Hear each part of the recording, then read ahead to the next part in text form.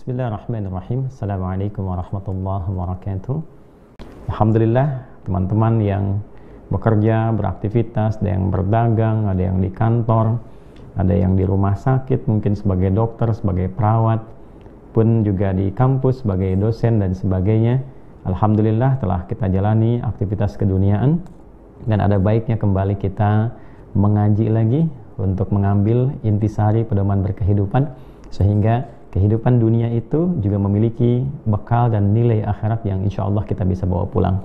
Nah, teman-teman, malam hari ini sengaja memang memilih topik surat-surat pilihan dalam Al-Quran yang ini juga agak mendadak kita memutuskan untuk live karena sudah lama juga kita tidak membahas tentang ayat-ayat khususnya dari tafsir para ulama yang bersanad yang bisa kita kaji. Malam hari ini cepat saja insya Allah kita akan mencoba untuk membahas surah Al-Hujurat.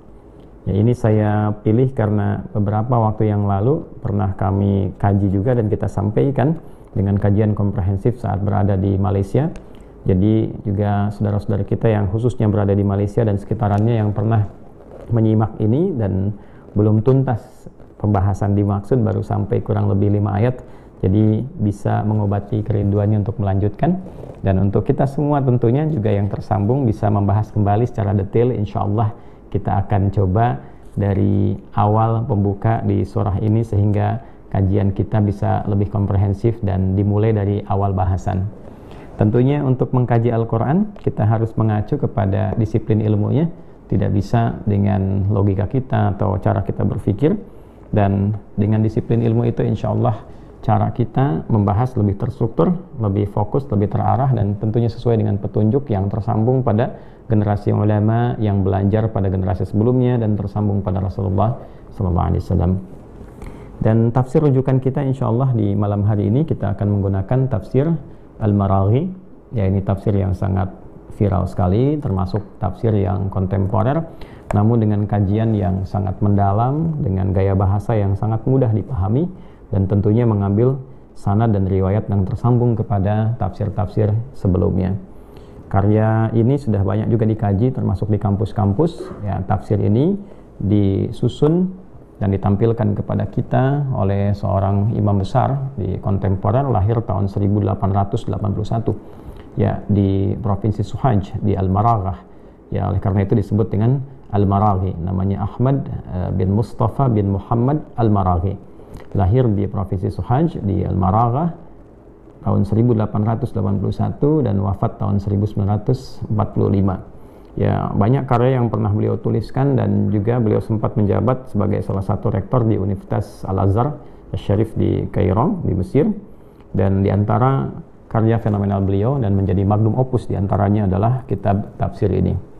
Nah, ini pendekatannya teman-teman sekalian, pendekatan dengan sosial, budaya, dan kemasyarakatan. Jadi pembahasannya sangat menarik karena memberikan pedoman dan solusi tentang kehidupan kita secara real, ya, dalam konteks kehidupan sosial, dalam konteks berbudaya, dan juga dalam konteks kehidupan bermasyarakat. Jadi pendekatan di corak tafsir itu, walaupun nanti disiplin ilmunya memiliki pakem tertentu, memiliki struktur penafsiran juga yang tersambung sanadnya, tapi nanti latar belakang penulis mempengaruhi di mana penekanan dalam penulisan tafsir itu. Jadi kalau di ahli bidang kebahasaan, penekanannya di bidang bahasa, ahli di bidang sosial budaya akan memberikan ketajamannya di bidang itu, pun demikian yang pakar di bidang hukum misalnya, maka pendekatannya kepada fikih, demikian seterusnya, semua saling melengkapi satu dengan yang lainnya. Oleh karena itu insya Allah kita langsung saja, bagi teman-teman yang memiliki kitab yang sama, silahkan bisa dibaca, diakses di halaman 236 pada penafsiran surah Al-Hujurat. Baik. Bismillahirrahmanirrahim. Surah Al-Hujurat. Kita berikan pengantar dulu ya untuk dikenali surah ini sehingga kita bisa merasakan keadaan tentang surah ini sebelum kita mengkaji ayat-ayatnya secara mendalam. Jadi insya Allah nanti bila teman-teman menunaikan umrah atau haji, nah jadi kita bisa merasakan, oh di sini turunnya surat Al-Hujurat misalnya dalam peristiwa apa dan seterusnya. Al-Hujurat sesuai namanya, Al-Hujurat jamak dari kata hujrah. Ini saya berdiri dulu ya. Nah, sudah lama juga tidak menulis di papan tulis, jadi saya coba uraikan dulu supaya teman-teman paham dan bisa lebih mendetil. Ya, saya senang pemahaman dibandingkan sekedar hafalan, supaya memahami dengan baik dan bisa mengamalkan dengan pemahaman itu insya Allah dengan lebih baik juga. Jadi saya coba tulis dari kanan dulu ya, supaya space kirinya nanti untuk menerangkan kurang lebih lokasi. Ini ada al-hujurat, ya. Ya, al-hujurat, ya. Ya, kalau kita sendirikan al-hujuratu, kalau kita idhafatkan pada sebelumnya jadi mudhaf ilaih suratul hujurati, ya. Jamak dari kata hujrah, ya, hujratun, ya, plus al depannya. Kalau kemudian ingin dikasih al, hujrah. Ya, hujrah sering diartikan dengan kamar, ya kan? Baik, maka hujurat jamaknya diterjemahkan dengan kamar-kamar. Biasanya di mushaf kita dapati demikian. Namun secara sederhananya hujrah juga bisa dipahami dengan rumah yang sangat sederhana. Ya, saking sederhananya kadang-kadang tampilannya seperti kamar-kamar atau petakan-petakan, ya. Maka di Arab itu rumah-rumah yang sangat sederhana, yang tampilannya seperti kamar yang terbatas atau mungkin petakan tertentu, nah itu disebutnya dengan hujrah. Ya, kalau cukup lebar, luas disebut dengan bait, gitu kan? Nah, kalau tempat untuk istirahat biasanya singgah atau residence. Untuk dubas misalnya punya tempat untuk tinggal di satu negeri, itu disebut dengan manzil biasanya. Baik ya? Ini sudah paham. Jadi hujrah kalau kita ingin khususkan pada kamar atau rumah sederhana tertentu, tambahkan al di depannya, al-hujrah. Oke? Kalau kita ingin jamakkan, ya, dalam arti yang banyak, plural, maka tinggal dirubah kata hujratun menjadi hujurat, ya, kamar-kamar atau rumah-rumah yang sangat sederhana sekali, seperti tampilan kamar atau petakan-petakan. Baik, seringkali saya guyon dengan memberikan ilustrasi RS7 gitu kan. Rumah sangat sederhana sekali sehingga selonjoran saja susah, gitu ya. Rumah sangat sederhana sekali sehingga selonjoran saja susah, RS7. Ya, sering diilustrasikan demikian karena dalam beberapa riwayat ketika Nabi SAW beliau menunaikan sholat di malam harinya, ternyata bagian kaki beliau ya tersentuh oleh sebagian dari anggota tubuhnya Sayyidah Aisyah radhiyallahu taala anha, misalnya dalam beberapa riwayat-riwayat yang sampai kepada kita. Ya, ini menunjukkan kalau kita kembalikan, ya, sebelum sampai ke aspek penunjukan itu, kita jelaskan dulu ini. Jadi al-hujurat bentuknya jamaah. Ketika di sini menggunakan al, maka al memberikan satu kekhususan, ta'rif, mengkhususkan sesuatu. Ya, jadi kalau dimasuki imbuhan, ya, pada awalannya ini menggunakan al, itu seperti the dalam bahasa Inggris, kan? Jadi kalau kita katakan car, ya, itu masih umum. There are so many cars outside. Itu di luar di luar studio banyak sekali kendaraan-kendaraan. Ya, tapi kalau kita katakan the car, ya, mobil yang ini, gitu kan? Nah, mobil yang ini demikian pula ketika menggunakan alif lam ini dikhususkan. Ya, ada ma'rifat namanya, ya, ma'rifat, ditarif, dikhususkan pada hal tertentu yang membedakan dengan yang lainnya. Kamar-kamar yang ini, rumah-rumah yang sangat sederhana yang ini, bukan yang lain. Nah, yang dimaksud rumah-rumah sederhana siapa di sini? Ya, yang tampilannya seperti kamar-kamar, seperti petakan-petakan. Nah, yang dimaksud adalah rumah-rumahnya istri-istri Nabi Sallallahu Alaihi Wasallam.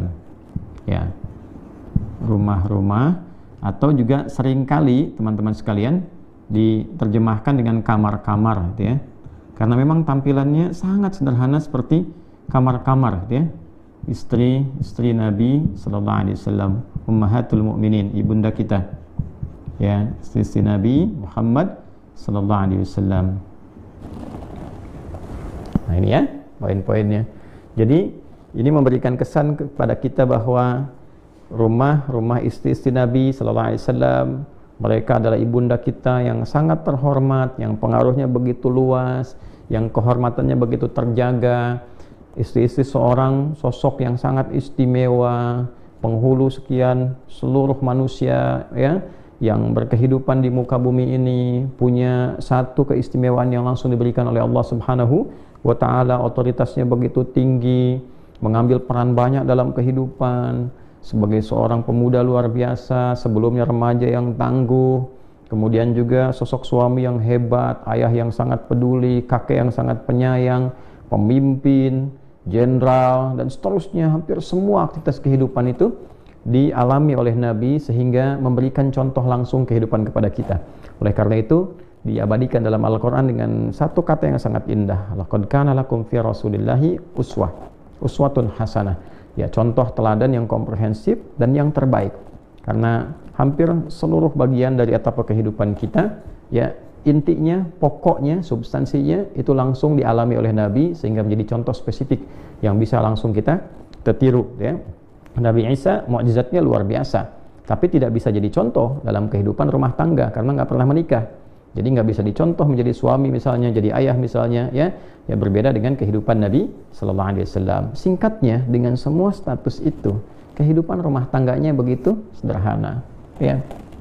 Nih, rumah-rumahnya begitu sederhana, ya, tidak menampilkan kemewahan, ya seperti layaknya raja-raja yang hidup di masanya misalnya, atau sultan-sultan hidup di masanya. Jadi demikianlah, ya, kekayaan yang sesungguhnya itu adalah kekayaan yang bisa ditampilkan dengan pemberian maksimal dan juga penampilan yang sederhana. Jadi jangan dilihat bahwa seseorang itu terhormat hanya karena punya harta saja, kedudukan saja. Justru kehormatan itu semakin meningkat ketika ditampilkan dalam bentuk kesederhanaan. Ya, ini tentunya ini yang ditampilkan berdasarkan kebutuhan. Jadi tidak harus kemudian misalnya disimpulkan bahwa sekarang rubah rumahnya menjadi seperti ini ikut sunnah Nabi. Tidak juga, ya. Ini kan ada tujuannya. Yang dimaksudkan tujuannya apa? Karena memang yang dibutuhkan hanya sekitaran itu saja, seluas itu saja, selebar itu saja, gitu kan? Nah, dan ini menunjukkan bagaimana seluruh apa yang dikerjakan oleh kehidupan keluarga Nabi Sallallahu Alaihi Wasallam memiliki fokus yang jelas. Kebutuhannya apa yang dikerjakan. Ya, kalau saya, Anda, kita butuh kamarnya misalnya 3, nggak ada masalah, bikin kamar 3 asal fokus. 1 buat apa, 2 buat apa, 3 buat apa, gitu kan? Tidak ada masalah. Butuh sepeda, silahkan, cuma jelas sepeda ini mau dipakai ke masjid kah, mau sholat kah, apakah digunakan untuk pengajian kah, atau digunakan olahraga, fokus. Sehingga tidak menyediakan sesuatu yang tidak digunakan atau tidak tepat guna. Itu artinya memenuhi kebutuhan nafsu, hanya menghendaki apa yang diinginkan, bukan apa yang dibutuhkan. Ini secara singkatnya teman-teman sekalian. Jadi ini yang dimaksud Al-Hujurat di sini, ya kan, adalah rumah-rumah yang sangat sederhana, yang tampilannya seperti kamar-kamar atau petakan-petakan dari istri-istri Nabi Sallallahu Alaihi Wasallam. Sekarang saya ilustrasikan sebentar, ya. Ini kalau jamak berarti peristiwanya terjadinya di Madinah, ya. Ya, karena Madinah berarti ayatnya ini masuknya Madaniyah. Ya, Madaniyah. Madaniyah itu secara singkatnya begini, surat-surat dalam Al-Quran atau ayat-ayat dalam Al-Quran yang turunnya setelah Nabi hijrah. Baik, ya, yang turunnya setelah Nabi hijrah. Jadi Nabi hijrah dari Mekah ke Yathrib yang kemudian menjadi Al-Madinah Al-Munawwarah. Jadi singkatannya hijrah dari Mekah ke Madinah. Nah, setelah Nabi hijrah ini turun ayat-ayat, maka ayat-ayat itu, surat-surat itu masuknya ke Madaniyah. Walaupun surat ini nanti turunnya misalnya saat Nabi keluar dari Madinah ke tempat lain atau bahkan ke Mekah dalam haji wada misalnya, ya kan? Setelah peristiwa-peristiwa hijrah khususnya, ya, baik Fathu Makkah dan yang lainnya, maka kategori ini tetap masuk ke dalam Madaniyah. Sebelum hijrah disebut dengan Makkiyah. Jadi di sini kita akan temukan 28 surat. 28 surat, ya, di Makkiyah. Ini bisa 2, ya, Makkiyah. Ini ada 86 surat. Di totalnya 114 surat. Ini untuk tambahan pengetahuan, ya. Di surat-surat yang turun setelah Nabi hijrah kurang lebih 28 surat. Ya. Sekitar 1623 ayat. Ya, kurang lebih 1623 ayat. Ya, Sedangkan di sini Makkiyah ada 86 surat. Sekitar 4613 ya, 4613 ayat. Ya, kurang lebih. Jadi ini gambarannya. Ya. Nah, secara singkatnya adalah Al-Hujurat masuknya dalam golongan Madaniyah. Kalau Madaniyah berarti berlangsungnya setelah hijrah. Hijrahnya dari mana? Dari Mekah ke mana? Ke Madinah. Karena ini termasuk Madaniyah, kita lacak setelah hijrah Nabi ke Madinah, di mana ini turunnya? Apakah di Madinahnya, ataukah di Badar, ataukah di Tabuk dan sebagainya, ya. Nah, kita dapatkan kesimpulan lokasi ini tepatnya berada di jantung Madinah sekarang, ya, di area ya, yang sekarang, yang saat ini, ya, termasuk area Masjid Nabawi, Nah, untuk memperjelas, jadi nanti teman-teman yang ke Masjid Nabawi biasanya ziarah, itu kan, dan sholat di dalamnya, nanti ada area di sini yang dulu area itu berfungsi sebagai rumah-rumah yang sangat sederhana atau kamar-kamar dari istri-istri Nabi Sallallahu Alaihi Wasallam. Baik, di area mana itu? Nah, terus kita ilustrasikan begini ya. Nah, kalau kita gambarkan kurang lebih ya, wallahu a'lam bissawab kenyataannya, tapi ini kurang lebih gambarannya.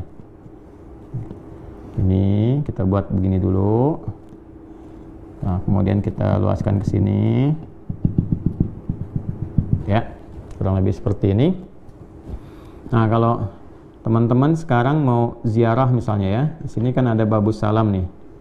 Bab As-Salam. Babus Salam. Ya. Baik, jadi kalau mau ziarah kan masuk dari sini nih. Ya, biasanya kita berputar dulu nih dari sini, masuk ya. Masuk terus diputerin gitu gini ya. Nah, terus ke sini baru mau ziarah. Untuk saat ini kondisinya. Jadi kalau dari pintu Masjid Nabawi dari sini atau dari Baqi sebelah sini. Jadi kalau kita lurus dari sini ingin berziarah ke Nabi sallallahu alaihi wasallam dan bersalawat pada beliau langsung. Nah, di sini kita dapati kan ada raudhah ya. Nah, kurang lebih seperti inilah gambarannya. Nah, saya masukkan gini ya. Nah, jadi di sini raudhah, ini dari mimbar. Ini kamar Nabi sallallahu alaihi wasallam ya. Bersama Sayyidah Aisyah. Kemudian di sini Nabi dimakamkan bersama dua sahabat utama. Ya, ada Nabi sallallahu alaihi wasallam, kemudian di batas pundak Nabi setelah itu Abu Bakar, ya. Ya, terus setelah itu di batas pundaknya Abu Bakar adalah Umar bin Khattab radhiyallahu taala anhuma jami'an. Kemudian di sini Nabi sallallahu alaihi wasallam. Jadi kalau kita keluar dari sini, di sini kan ada pintu Baqi nih. Ya, bab al-Baqi'. Ya. Sementara kalau kita mau masuk ke area yang di sini, kita masuk dari sini, ini ada bab Jibril kan? Ya. Atau bab Utsman, ya. Radhiyallahu taala anhu. Ini bab Jibril alaihi salam di sini. Biasanya kalau kita mau ke raudhah kan kita suka ngantri dulu dari sini nih. Ya, terus masuknya ke sini. Bab Jibril. Ya, kadang-kadang kalau padat sekali ditransitkan ke sini dulu, masuk ke dalam, sholat sunnah nunggu, nanti ke sini lagi masuknya. Ya, baru kemudian ke sini. Nah, secara singkat teman-teman sekalian, begitu keluar dari sini kita menemukan babun nisa di sini nih, di area ini. Nah, di sini, area sini. Ya, sini. Nah, kemudian menjalar ke sini. Nah, yang di sini, yang ini babun nisa ini, ya, bab pintu nisa perempuan-perempuan atau istri Nabi sallallahu alaihi wasallam. Disinilah area hujurat yang dimaksudkan. Jadi kalau nyambung dari sini, jadi ke sini. Jadi saat Nabi sallallahu alaihi wasallam itu hijrah ke Madinah, rumah pertama dibangun adalah rumah istri beliau tercinta Sayyidah Saudah binti Zam'ah radhiyallahu taala anha, ibunda kita. Kemudian rumah yang keduanya Sayyidah Aisyah radhiyallahu taala anha, kemudian istri-istri yang lainnya. Jadi dibangunkan kurang lebih seperti ini, ya. Sederhana di area ini. Ini kalau kita tembuskan, kita keluar, di sini Baqi, dan di area yang sini kurang lebih di sini posisinya nih. Ini arah ke Awali ke sana. Di sini ada rumahnya Abu Ayyub Al-Ansari, Nabi yang pertama kali datang, ya kan, untanya putar-putar kemudian berhenti di sini untuk istirahat. Ya, biasanya kalau dengan rombongan jemaah suka saya ceritakan. Ya, hanya sekarang karena agak ketat kondisinya, biasanya sambil kita lewat, kita tunjukkan atau kita berikan gambaran. Di sini ada Hasan bin Zaid, rumah Hasan bin Zaid sebelah sini kurang lebih. Kemudian di depannya Sa'ad bin Waqqas di sebelah sini. Ya. Nah, teman-teman banyak yang bisa diakses. Di sini ada Suffah nanti ya. Sebelah sini Suffah ya. Di sini Bab Rahmah di sini ya. Jadi nanti ada beberapa yang membawa cerita-cerita yang faktual sifatnya, bukan karangan, tapi nanti ada sejarah yang bisa diceritakan. Indah sekali. Di sini ada siapa, misalnya di sini ada rombongan sahabat Abu Hurairah yang belajar dengan Nabi dan sebagainya. Terus sebelah depan nanti ada rumahnya Umar bin Khattab dan seterusnya. Terus di sini ada di Thaqifah Abu Bakar As-Siddiq dilantik ya menjadi khalifah sepeninggal Nabi sallallahu alaihi wasallam. Banyak hal yang bisa diceritakan. Tapi secara singkatnya karena fokus kita Al-Hujurat di area ini. Jadi kalau teman-teman kemudian ke Raudhah insyaallah atau kemudian mengucapkan salam pada Nabi sallallahu alaihi wasallam, sini dari sini babus salam dan keluar di sini persis akan menemukan yang babun nisa di sini. Di area, kadang masih sebagian masih disekat. Nah, inilah lokasi Al-Hujurat di sini, sekitaran ini sampai sini. Nah, jadi kalau nanti lewat situ rasakanlah bahwa di surah ke-49 Al-Hujurat itu turunnya di area itu.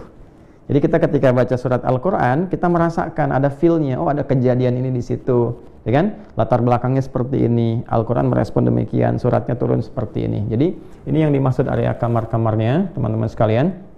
Nah, saya mau cerita dulu sebelum kita sampai ke suratnya.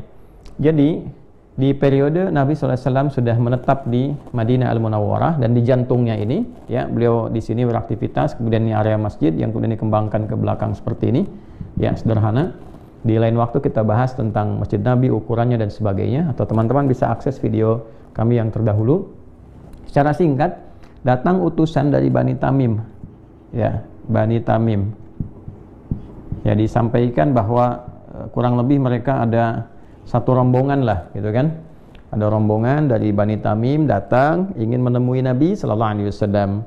Ya, lantas kan tidak mungkin semua rombongan masuk ya ke rumah Nabi langsung bertemu Nabi begitu.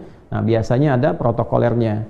Nah, untuk bisa menyaring siapa yang nanti datang itu, bagian protokolernya biasanya ditugaskan sahabat senior. Ya, nanti diskusi nih sahabat utama Abu Bakar As-Siddiq radhiyallahu taala anhu dan yang kedua Umar bin Khattab. Ya, radhiyallahu taala anhu. Nah, menariknya saat itu kemudian Nabi sallallahu alaihi wasallam ini belum ditemui. Nah, dari rombongan Bani Tamim ini kemudian disampaikan oleh sahabat Abu Bakar, ya, protokolernya jangan semua, mesti ada siapa yang pimpinannya nanti menemui Nabi untuk menyampaikan maksud, tujuannya apa dan sebagainya. Maka Abu Bakar berpendapat ini si fulan aja, nanti kita akan temukan di tafsir secara detailnya. Ini highlightnya dulu ya. Nah, si fulan yang nanti menghadap Nabi gitu kan. Kemudian Umar mengatakan, aku berpandangan bahwa si fulan yang lebih cocok. Ya, dua-duanya bukan bermaksud untuk berdebat, tapi ingin memberikan satu kenyamanan ketika nanti bertemu dengan Nabi, dan asas ini biasa. Ya, sahabat punya pandangan-pandangan. Maka Abu Bakar kemudian memberikan pandangannya si fulan lebih tepat. Nah, ini Umar kayaknya hanya ingin mendebat saja gitu kan. Nah, kata Umar tidak, justru saya memberikan pandangan supaya yang lebih cocok bertemu dengan Nabi dengan pertimbangan begini. Nah, lalu ini kan belum diputuskan kepada Nabi. Ya, belum dikonsultasikan, belum ditanyakan, belum disampaikan. Kan idealnya biasanya kan begini dulu, protokoler itu kan menghadap dulu ke Nabi gitu kan, terus minta pendapat gitu kan. Ya, kayak misalnya kita datanglah ke satu tempat pejabat, kan protokoler nyampaikan dulu, Pak izin di luar ada utusan begini ingin menghadap, kira-kira berkenan dan berapa yang diterima gitu kan. Nah, sama kan kalau bertamu kan seperti itu. Nah, ini sebelum dikonsultasikan kepada Nabi sallallahu alaihi wasallam, nah ini sudah memberikan pandangan. Maka ini diskusi ini kemudian suaranya terdengar sampai ke Nabi sallallahu alaihi wasallam, ya, sampai turunlah untuk merespon ini surah Al-Hujurat. Ya ayyuhalladzina amanu la tuqaddimu baina yadayillahi wa rasulih. Nah, ini asal mulanya. Jadi diskusi-diskusi keduanya ini untuk menerima utusan yang belum dikonsultasikan secara protokoler kepada Nabi, ya, maka keduanya berdiskusi, suaranya terdengar kencang sampai ke Nabi sallallahu alaihi wasallam. Merespon ini turunlah kemudian surah Al-Hujurat, ya, tentang kejadian yang berada di seputar kamar-kamar istri Nabi sallallahu alaihi wasallam. Ya, dan bahkan nanti ada peristiwa lain. Selain ini nanti belum ada keputusan, yang ini sudah nggak sabaran akhirnya sampai mengetok-ngetok pintu-pintu dari rumah-rumah istri Nabi SAW karena nggak tahu nabinya berada di kamar yang mana gitu ya. Maka diketok-ketok gitu ya, ada yang kesini, ada yang kesini, ada yang kesini, yang diketok-ketok. Maka nanti turun beberapa ayat-ayat di dalam surah ini yang merespon tentang peristiwa itu yang tentunya kita akan bahas. Kurang lebih turunlah 18 ayat terkait dengan peristiwa dimaksud dan juga mencakup tentang masalah sosial di dalamnya, masalah kemasyarakatan dan juga tentang budaya. Oleh karena itu kenapa saya mengambil tafsir dengan corak yang ini, karena ini yang paling cocok untuk diterangkan ya, dan alhamdulillah tafsir ini saya pernah mengaji juga saat di pesantren. Jadi sanad untuk belajarnya juga ada gitu ya. Alhamdulillah. Jadi sanadnya dapat, tafsirnya sudah pernah kita pelajari juga dan coraknya kita tahu ya. Walaupun di S3 kan salah satunya saya membahas tentang At-Tahrir wa Tanwir ya, kajian kebahasaan dalam konteks tafsir 30 juz untuk kajian gramatikalnya, kajian nahunya, dan itu nahu yang mengantarkan pada pemahaman tafsir ya. Jadi ada ta'lilatun nahwiyah, jadi ada bagaimana tafsir ini harus dipahami, ayat ini harus dimengerti dan sebagainya dari sisi gramatikal untuk menunjukkan komprehensivitas makna. Nah yang ini beda, ini konteksnya nanti ada pendekatan sosial tentang kemasyarakatan, tentang budaya, nanti kita akan lihat dan apa kaitan dengan makna ayat-ayat ini. Jadi turunlah kemudian surah ini 18 ayat ya. Urutan di mushafnya ya berdasarkan taufik ya yang diberikan oleh Allah Subhanahu wa taala melalui malaikat Jibril dan disampaikan pada Nabi sallallahu alaihi wasallam dan diberhentikan di situ. Urutkan seperti ini. Makanya namanya tauqifi. Ya, pemberian yang mendapatkan taufik ketika ditetapkan ya di tauqifi. Tetapkan sampai seperti ini dan tidak berubah lagi sampai sekarang. Itu di urutan ke-49. Ya, dalam mushaf.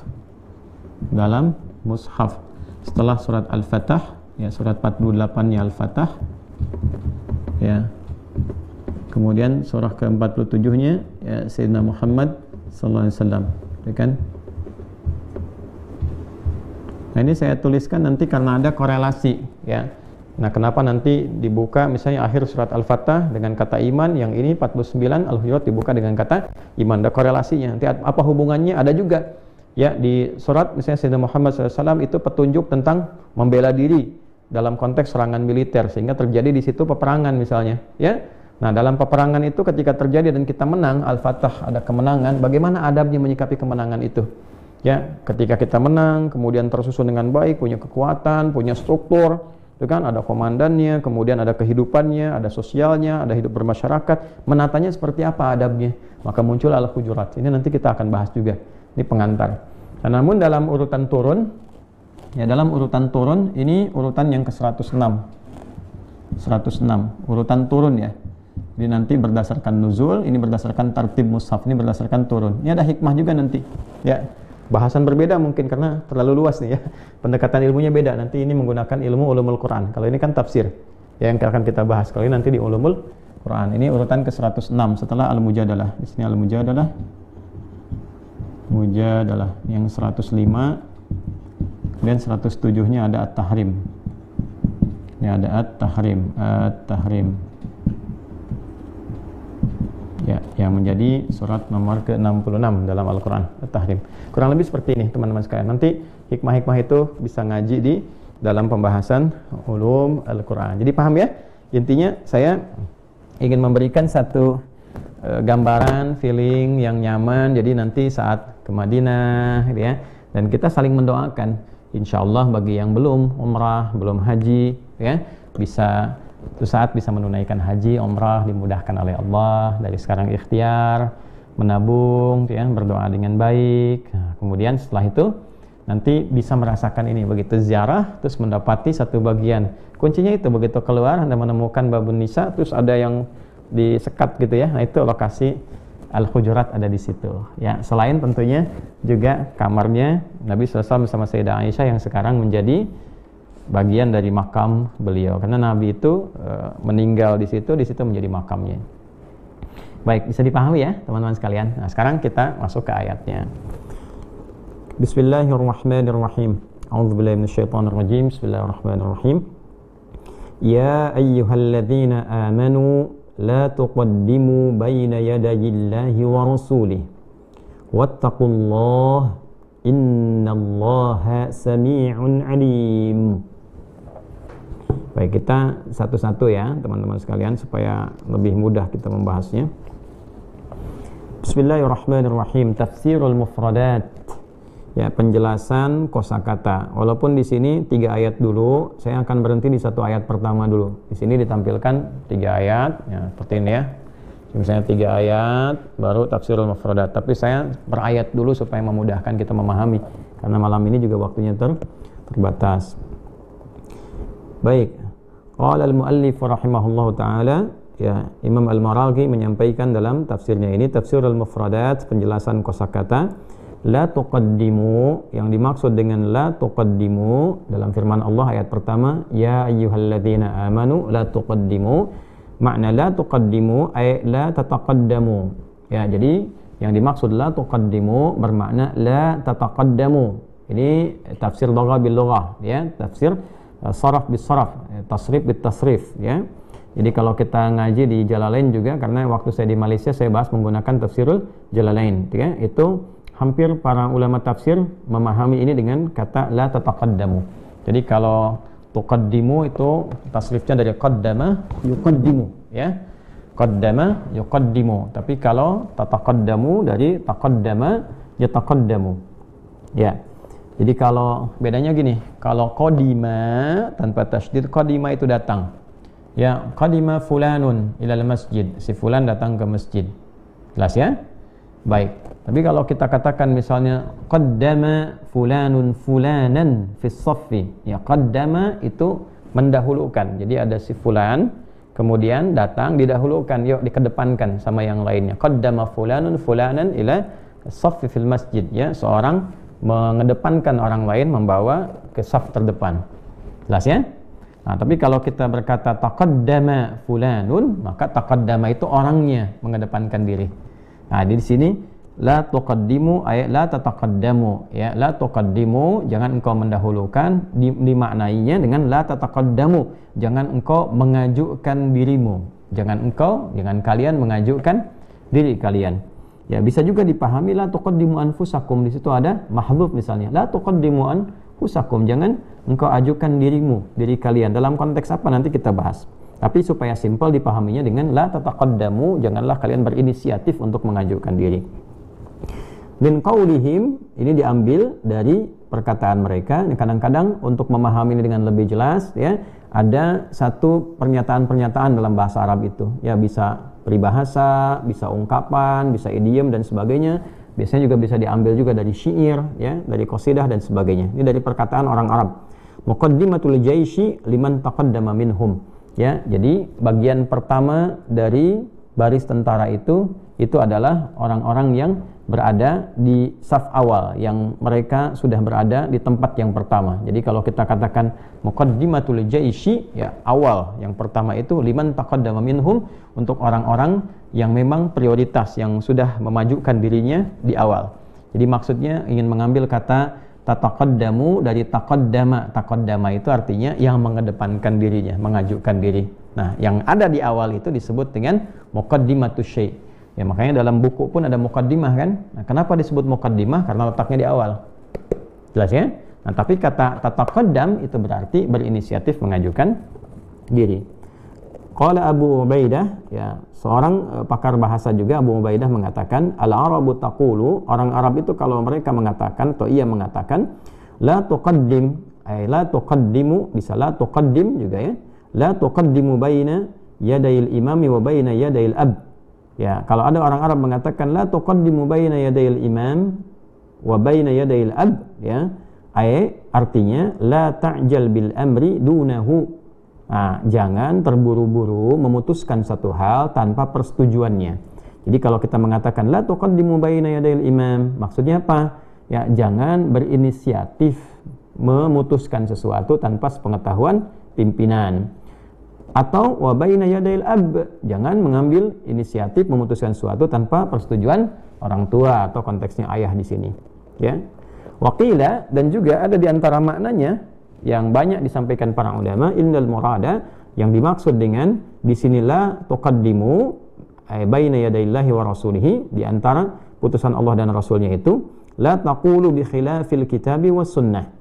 Ya, la taqulu bi khilafil kitabi was sunnah. Jangan memberikan pandangan, jangan mengatakan pendapat yang menyelisihi Alkitab atau Al-Quran was sunnah dan sunnah Nabi Sallallahu Alaihi Wasallam.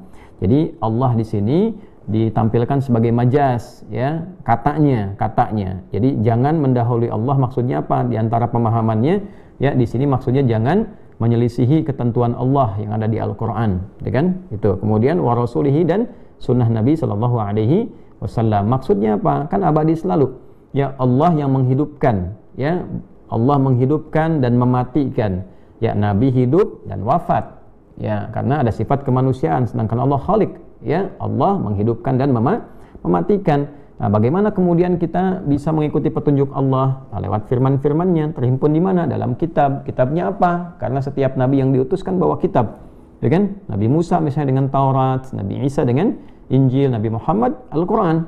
Nah, maka dikatakan jangan memutuskan sesuatu yang mendahului Allah. Maksudnya apa? Jangan menyalahi Al-Quran di antara tafsirnya.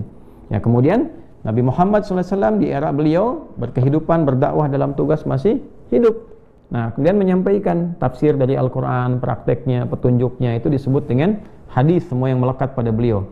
Ya, jadi semua yang terkait dengan beliau, ma usnida ilaihi min qaulin aw fi'lin aw taqririn aw sifatin khulqiyatin aw khilqiyatin. Jadi semua yang melekat pada Nabi, apakah perkataan, perbuatan, ketetapan, bahkan diamnya pada sesuatu berupa takrir, ya, atau juga tampilan fisik-fisik beliau yang menyontohkan dan terkait dengan akhlak beliau, itu disebut hadis.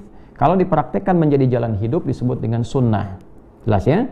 Nah, jadi ada yang dipraktekkan jadi jalan kehidupan, itu disebut dengan sunnah. Walaupun nabinya meninggal sallallahu alaihi wasallam, ya, murid-murid beliau dari kalangan sahabat ridwanullah alaihim yang jumlahnya luar biasa banyak, kurang lebih ada yang menghitung sampai 12.000 ketika Nabi SAW meninggal dunia, ya, itu mereka mendapatkan informasi dari Nabi, pengajaran dari Nabi, dihimpun kembali, diajarkan pada generasi-generasi di masa itu, generasi setelah itu mengajarkan pada setelahnya, lalu dihimpun, dikodifikasikan, dihimpun jadi buku. Ya, dari buku-buku itu kita kenal dengan kitab-kitab hadis. Kitab-kitab hadis itu yang sampai kepada kita. Ada bentuknya berupa nas-nas, gitu kan, berupa langsung dalil-dalil, tapi untuk membedakan dengan manusia biasa, maka harus diteliti dulu. Ya, diteliti apakah betul kata-kata Nabi atau bukan, siapa yang menyampaikannya, biografinya di mana ditemukan, orangnya nyata tidak, sampai ke perilakunya. Supaya hadis Nabi itu terhormat, jangan sampai disampaikan oleh orang yang bermasalah. Jadi kalau pembohong itu nanti bisa nggak diterima hadisnya. Ya, bisa ada orang yang nggak bohong tapi suka ngarang juga, nggak bisa diterima hadisnya, nanti turun. Ya, makanya nanti hadis disebut benar itu bahasa kitanya sahih, sehat. Ya, sahih itu sehat. Disebut sehat itu nanti kalau ada 5 syarat. Ya, mattasala isnaduhu binaqlil adli dhabiti 'anil adli dhabiti min ghairi syudzudin wala illatin qadhihah. Jadi harus tersambung sanadnya. Ya, nanti harus muttasil. Muttasil ini juga nanti harus ada orang-orang yang ikut serta di dalamnya. Ya, nanti kalau tunggal turun status hadisnya. Nanti ada mutawatir yang pertama. Mutawatir itu orang-orang yang menerima dari Nabi banyak. Yang banyaknya ini tidak memungkinkan mereka untuk saling berdusta. Nggak bisa bersekongkol, kompak untuk kita robah aja, nggak bisa. Ya, karena saking banyaknya yang menerima. Nanti tabaqah tingkatan yang kedua nerimanya sebanyak itu atau tidak, ya, nanti turun lagi. Nah, kalaupun sudah ada orangnya, dicek dulu punya sifat adil tidak. Ya, kalau tidak adil juga nanti turun status hadisnya. Ya, misalnya nanti yang selanjutnya di adil ini ada sifat-sifat tertentu yang nanti dikoreksi oleh para ulama. Ya, kalau misalnya ada hal-hal yang fatal dikenal dengan 3M nanti, mungkar, matruk, maudhu, itu nanti hadisnya bisa tidak diterima. Ya, dhabit, hafalannya kuat, nggak beda.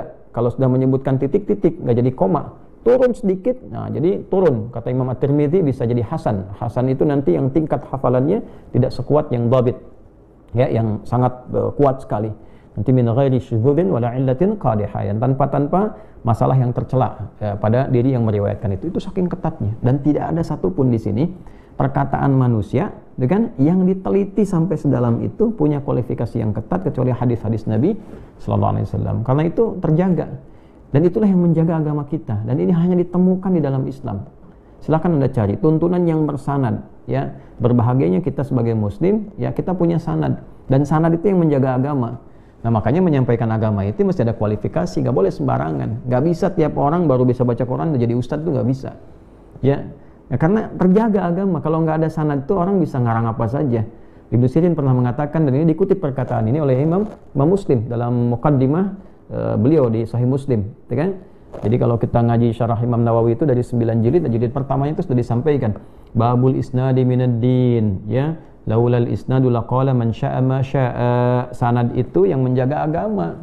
Ya, kalaulah orang tidak tanpa sanad menyampaikan itu, ya nanti menyampaikan sesukanya. Makanya sanad itu menjaga agama, menjaga supaya belajarnya benar, terurut. Jadi kalau kita mengatakan ini salaf misalnya, kan salafus soleh, tahu dari mana salafus soleh kalau nggak ada sanadnya? Ya, tahu dari mana salaf menyampaikan demikian? Dan nggak bisa lompat juga langsung mengatakan begitu, tidak. Jadi harus dibedakan informasi dan cara memahami informasi. Kadang-kadang informasinya benar, hadisnya benar, tapi cara memahaminya salah.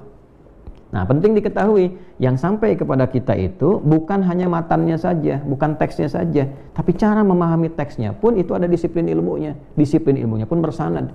Nah, kadang-kadang saya suka perhatikan hadisnya benar, tapi cara memahami hadisnya salah. Ya, dan tidak mengikuti pakem ulama. Dan saya perhatikan ada juga kekinian yang bikin-bikin sendiri gitu. Ya, bikin teori sendiri. Dan menariknya nanti ada beberapa kaidah-kaidah yang dipraktekkan justru itu yang diungkapkan oleh orang-orang jahiliyah di masa itu. Ya, misalnya gini, laukana khairan ya la sabaquna. Misalnya kalau ini baik tentu udah dikerjakan oleh orang sebelum kami. Itu kan kaidah jahiliyah. Ya, jadi Nabi SAW ketika datang, beliau kemudian berdakwah, orang-orang jahiliyah berkata, Muhammad, kalau yang dibawa kamu baik, pasti orang-orang tua kami sudah mengajarkan sebelumnya. Gitu, itu kaidah jahiliyah gitu, dan nggak pernah ditampilkan dalam kaidah fikih. Qawaid fikih tidak ada, di usul fikih tidak ada, gitu kan? Nah, bagaimana cara mengkajinya? Nanti ada konsepsi lain. Kalau mengkaji kaidahnya, ini kan nanti semua ajaran Nabi itu ditampilkan. Ya, dari tampilan-tampilan itu, Nabi kemudian menguji sahabatnya, seperti Mu'adz bin Jabal ketika diutus ke Yaman, diuji dulu.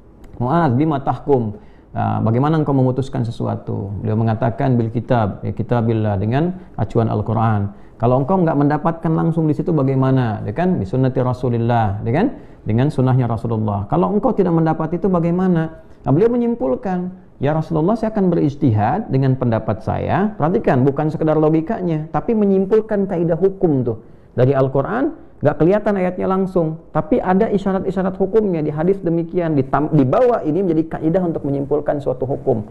Nah, produk hukumnya disebut dengan fikih, kan ya? Nah, kemudian dari situ kita ada kaidahnya disebut kaidah fikih. Jadi nanti ilmu fikih itu ilmu untuk mengolah dalil menjadi sebuah produk. Ya, misalnya di sini ada ayat Quran nih bicara tentang khamar. Apa hukumnya khamar? Nggak bisa langsung dari ayat begini langsung hukumnya begini, tidak. Ya, di sana ada apa dulu nih? Diproses dulu. Misalnya di sini ada larangan nih, larangan ini kan nggak boleh, gitu kan? Maka keluar kaidah al aslu fin nahyi lit tahrim. Ya, asal dari larangan itu nggak boleh. Tapi ada beberapa larangan yang sifatnya ada qarinah lain, penjelasan lain yang mengeluarkan dari hukum haram. Misalnya kemakruh hatta yadullad dalilu ada, misalnya amriha sampai atau ala khilafiha sampai muncul ya perintahnya yang mengurangi atau keluar dari aspek larangan ini atau bertentangan dengan sifat larangannya. Demikian, itu namanya kaidah fikih. Nah, dari kaidah-kaidah ini muncul dasar disebut dengan usul fikih, baru keluarlah kemudian produk. Jadi nggak sembarangan. Nah, ini teman-teman sekalian, inilah yang menjaga kita sampai hari ini, alhamdulillah. Jadi nggak bisa sembarangan kita sholat, ada sanadnya. Ya, misalnya dari mulai sholat tuh ngapain dulu, kan? Idza qumta ila shalah asbigil wudu. Kata Nabi kan demikian di hadis Muslim kan, dan di Al-Bukhari dari kejadian Khalid bin Rafi Az-Zuraiki. Kalau pengen sempurna sholatnya harus wudu dulu. Nah, apakah wudu itu disebutkan begitu langsung paham? Tidak. Ada prakteknya lagi, ada kaidah lagi. Berapa rukun wudunya? Dari mana tahu rukunnya segitu? Kan Nabi nggak pernah sebutkan. Misal rukun wudu sekian, kan nggak pernah disebutkan. Tapi ulama kemudian menemukan, dalam Al-Quran surat ke-5 Al-Maidah di ayat ke-berapa? 6. Ada berapa di situ yang pokok? Ada 4. Apa saja? Wajah, ya. Kemudian tangan sampai siku, kemudian kepala, kemudian di 2 kaki sampai mata kaki. Tahu dari mana ayatnya? Bacakan, ya ayyuhalladzina amanu idza qumtum ilas shalah faghsilu wujuhakum wa aydiyakum ilal marafiq wamsahu biru'usikum wa arjulakum ilal ka'bain. Nanti belum selesai. Kenapa di situ ketika kepala pakai ba? Dibahas lagi. Ba itu ada 14 huruf. Ya, ada 14 makna. Dari huruf ba ada 14 makna. Yang cocok dari 14 ini berapa ke ayat ini? Itu sampai segitunya, teman-teman. Ya, saya kan disertasinya mengkaji itu gitu, dan ulama-ulama sudah ke situ, sudah dalam sekali pemahamannya. Nah, nanti ditemukan 4 nih. 4 enggak? Dalam hadis bagaimana? Akan perlu ada niat. Innamal a'malu binniyat. Maka di awalnya ada niat. Boleh nggak lompat-lompat dari wajah langsung ke kaki? Nggak boleh. Berarti ada tertib. Berarti ada 6 kan minimal. Nah, terus kalau misalnya nggak dapat tuh bagaimana? Tayamum. Apakah sama nggak tayamum dengan wudhu? Nah, rukunnya sama nggak? Ya, kalau misalnya orang wudhu hanya dengan anggota tayamumnya saja, batal atau tidak? Nah, itu kan sampai ke situ. Nah, inilah sanad. Jadi nggak bisa kita temukan hadis, lihat terjemah, langsung baca kesimpulan. Itu nggak bisa. Ya, jadi di sini ada apa sanad. Baik, nah ini teman-teman sekalian, di sini ada warujjiha hadza, dan pendapat yang terakhir ini itu pendapat yang banyak dikuatkan oleh para ulama, yaitu jangan sampai perkataan kita itu khususnya dalam memahami Al-Quran dan Sunnah atau menyampaikan sebuah hukum menyalahi Al-Quran dan Sunnah. Menyalahi itu bisa menyalahi nasnya secara langsung. Ya, ayatnya mengatakan misalnya qul huwallahu ahad. Katakan Allah itu satu-satunya. Ya, satu saja, tidak ada yang lain. Dua, apalagi tiga, apalagi empat, dan sebagainya. Ya, bagi orang Islam ya, kita berkeyakinan kalau sudah Muslim ya komitmennya apa? Kan agama lain juga punya komitmennya sendiri. Dan kita punya kaidah lakum dinukum waliyadin, hormati keyakinan orang lain. Ya, nggak usah kita cela, nggak usah kita rendahkan dan sebagainya. Jangan nyindir-nyindir untuk merendahkan, nggak perlu. Ya, cuma menampilkan ajaran kita. Kalau sudah Muslim, yakini Allah satu. Nanti Allah jelaskan dalam Al-Quran kenapa Tuhan mesti satu. Kenapa tidak lebih daripada satu? Nanti ada ayat-ayat yang lain menjelaskan. Logikanya tuh diurai supaya akal kita berfungsi memahami. Kenapa sih Tuhan mesti satu? Gitu kan? Itu turun ayat tuh. Law kana fihi ma'alihatun illallahu lafasadata. Ya, logis aja kata Allah kalau Tuhan itu lebih dari satu, tentu pikirannya banyak. Kalau pikirannya banyak bisa beda pendapat. Kalau beda pendapat, kelola alam kemudian bisa bermasalah. Mengelola alam beda pendapat. Manusia 1, 2, 3 orang punya pikiran beda, keputusannya bisa beda. Bayangkan satu Tuhan mengatakan harus hujan, yang lain mengatakan tahan dulu, yang lain mengatakan tidak, kirim petir dulu, kan repot gitu, ya kan? Nah, itu baru logika yang sederhana. Nanti laisa kamitslihi syai' ya wa huwas sami'ul basir. Nah, sifat dasar Tuhan itu nggak boleh sama dengan makhluk. Nah, makanya ketika Allah jadi acuan, ya Allahus Samad, harus lam yalid wa lam yulad. Kalau makhluk itu mengandung, melahirkan, maka Tuhan nggak boleh, kan nggak boleh sama. Kalau sama berarti makhluk berpotensi bisa jadi Tuhan. Kan logikanya sederhana, ya. Kalau Tuhan nggak boleh sama dengan makhluk. Kalau ada satu saja bagian yang sama, berarti makhluk berpotensi bisa jadi Tuhan. Jadi kalau manusia berpasangan, Tuhan nggak boleh berpasangan. Kalau manusia atau makhluk secara umum, ya, ada yang melahirkan, dilahirkan, berarti Tuhan nggak boleh melahirkan, nggak boleh dilahirkan. Jadi nggak boleh Tuhan itu produk kelahiran. Nah, intinya apa? Ada nas mengatakan, ya, bagi orang Islam, qul huwallahu ahad, katakan Allah itu esa, satu-satunya dan tidak bercabang, dan seterusnya. Nasnya demikian. Tiba-tiba ada orang mengatakan begini misalnya, ya, semua agama itu sama, ya, menuju pada Tuhan yang sama, cuma caranya beda-beda, ya kan? Nah, kita kan sudah yakin, apalagi dengan mengatakan inna dina indallahil Islam, ya kan? Nah, agama yang diridhoi sisi Allah Subhanahu wa taala adalah Islam, Tuhannya satu. Terus ada orang mengatakan semua Tuhan yang diyakini itu benar, semua agama sama menuju pada Tuhan yang sama, cuma caranya beda. Nah, itu sudah bikhilafil kitab, sudah menyalahi kitab. Nah, atau kemudian ada ayat dalam Al-Quran, ada terjemahan, ada hadis, ada terjemahan, dipahami tanpa pemahaman ilmu, itu pun keliru. Itu bikhilafil kitab was sunnah. Jadi bisa memahaminya salah, menyalahi teks secara langsung, menyalahi nas secara langsung, atau juga benar nasnya tapi pemahamannya salah karena perangkat ilmunya tidak dikuasai. Ya. Nah, dan ini harus paham dulu, ya. Yang paling dasar itu bahasa. Bahasa itu bukan bisa bicara, tapi turunan-turunannya. Ya, minimal nanti ada 5 yang paling pokok, paling dasar. Matnul loghah, matan loghah, ada nahwu, ada sharaf, ada ma'ani, ada bayan. Nah, kalau mau ditambahkan lagi, nanti setelah itu kita mendapatkan badi'. Dari badi' kepada arud, dari arud kepada adab, dan turunan-turunan yang lain. Nanti kalau sudah paham ini, kita mengerti. Nah, jadi jangan ngambil kesimpulan gini nih, oh, ini jurusan bahasa nih, yang ini jurusan Quran, syariah, dahulukan yang syariah. Tidak begitu juga. Cara memahami Quran itu ya paham bahasanya, mengerti.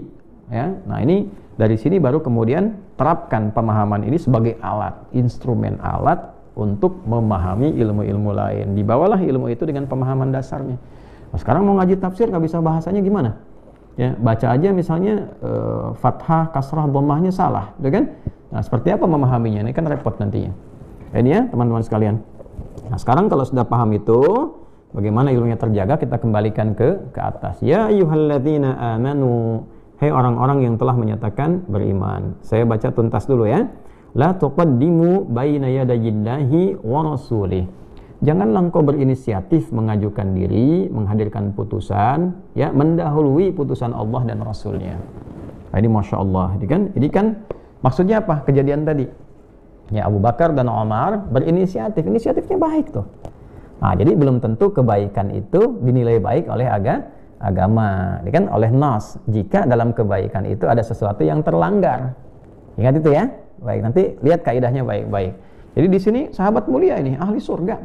Dia hidup bersama Nabi, dikubur di samping Nabi, di akhirat pun sesurga dengan Nabi SAW. Dan keduanya, teman Nabi, mertua Nabi. Ya, Sayyidina Abu Bakar itu kan mertua Nabi.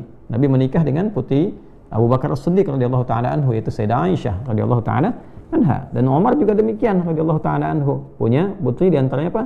Sayyidah Hafsah radhiyallahu taala anha. Bayangkan mertua Nabi, sahabat Nabi, hidup bersama Nabi, dikubur di samping Nabi, dan di akhirat bersama Rasulullah sallallahu alaihi wasallam. Tapi ketika inisiatif baik ini kurang sesuai, diluruskan. Nah, itu cara memahaminya. Dan nanti kita akan lihat ketika diluruskan responnya bagaimana. Ya, apakah protes, marah dan sebagainya. Kita akan lihat nanti itu sebagai adab yang sangat luar biasa. Nah, ini kan masalah sosial ya, yang nampak. Nanti kita akan lihat solusinya bagaimana.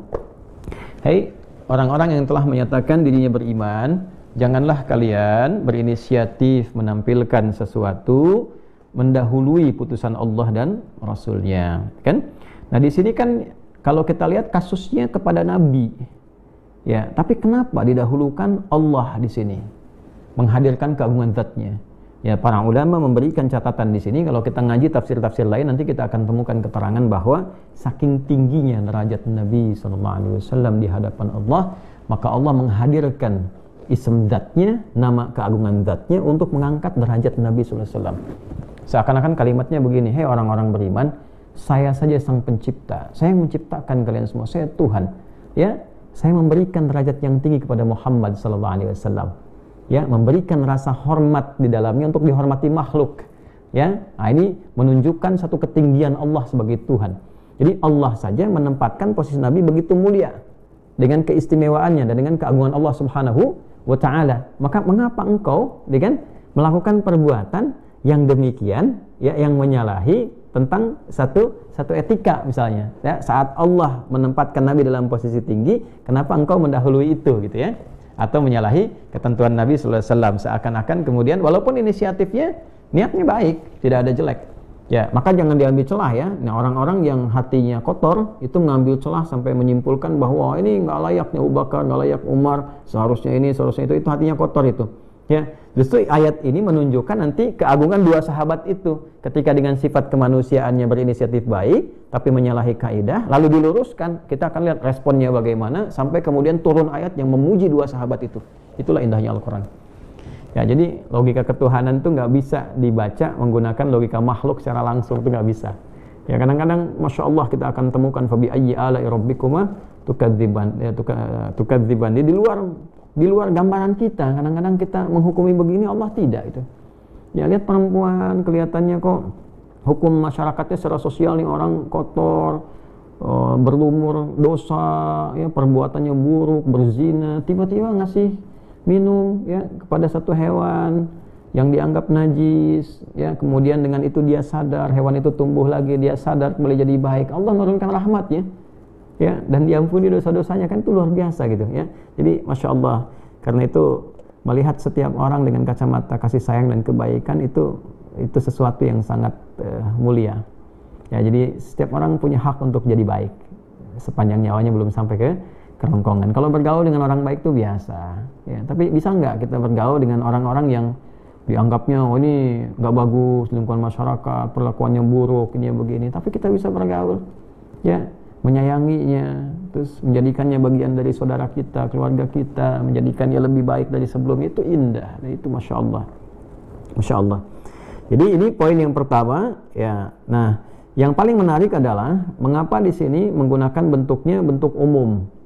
Ya, maka kita praktekkan dengan menggunakan kaidah di asbabun nuzul. Ya, di asbabun nuzul itu sebab-sebab turunnya ayat itu ada kaidah begini.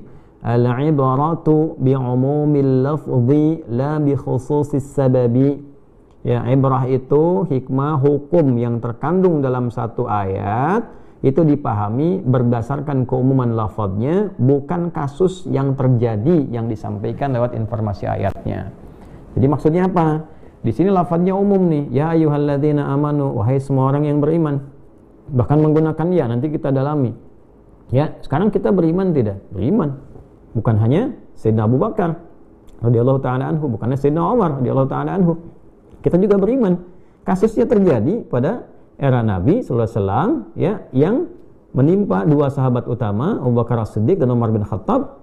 Kasusnya pada saat itu ayatnya turun, tapi hukumnya berlaku umum untuk kita juga.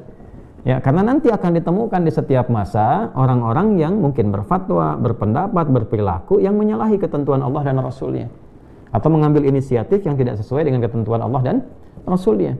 Ya, oleh karena itu di sini menggunakan ya ayyuhalladzina amanu. Ya disebutkan dalam Al-Qur'an kurang lebih 361 kali. Ya, ini harfun nida. Huruf nida itu kurang lebih, kata Syekh Muhyiddin Ad-Darwishi, ya, ketika mensyarah. Jadi ada syarahnya Alfiyah Ibnu Malik itu kan Ibnu Aqil. Nah, Ibnu Aqil itu ditahqiq lagi oleh Syekh Muhyiddin Ad-Darwishi. Jadi ada tahqiqnya Syekh Muhyiddin Ad-Darwishi, namanya Minhatul Jalil. Ya, fi tahqiq syarah Alfiyah Ibnu Aqil. Ya, syarahnya Ibnu Aqil kepada Alfiyah Ibnu Malik, namanya Minhatul Jalil. Beliau ketika masuk kepada bab nida itu menerangkan bahwa huruf nida, huruf panggilan itu ada 14. Ya, dari 14 ini ada a, ada ya, ada aya, dan seterusnya. Nah, yang disebutkan dalam Al-Quran setelah kami riset itu hanya huruf ya saja dari 14 itu. Nah, kenapa? Karena ini ya yang paling fleksibel. Bisa nidaul qarib, nidaul mutawassit, nidaul ba'id. Bisa memanggil yang dekat, yang menengah, yang jauh, bahkan untuk meminta tolong, ya fulan, itu bisa dilakukan selain wa. Ya kan? Nah, jadi saking fleksibelnya huruf ini, maka di Al-Quran disebutkan untuk efektivitas satu huruf. Kemudian ayyuha di sini disebutkan 150 kali dalam Al-Quran. Ayyunya munada, haknya tanbih. Munada hukumnya di sini bisa takkid untuk menguatkan, haknya mengingatkan. Ya alladzina disebutkan sebanyak 1080 kali dalam Al-Quran.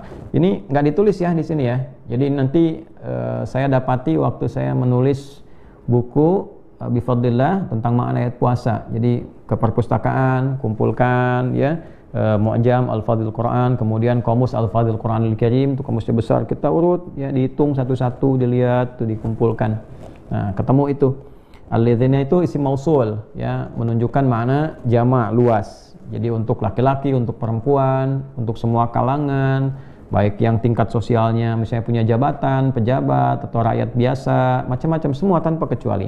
Jadi ya ayyuhalladzina amanu, kalau kita baca dengan kaidah tadi, hei semua orang yang telah menyatakan beriman, siapapun kau, mau laki-laki, mau perempuan, mau punya jabatan, sampai ke level tertinggi pun sebagai presiden misalnya, wapres, menteri, mau gubernur, sampai ke wali kota, ke camat, ke lurah, ke masyarakat biasa, ke dosen, ke petani, semua sepanjang mengaku beriman, sepanjang mengaku muslim, maka berlaku hukum ini.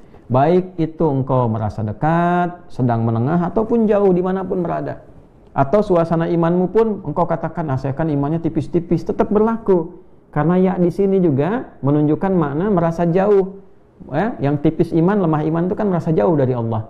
Kadang misalnya sholatnya kurang konsisten, gitu kan?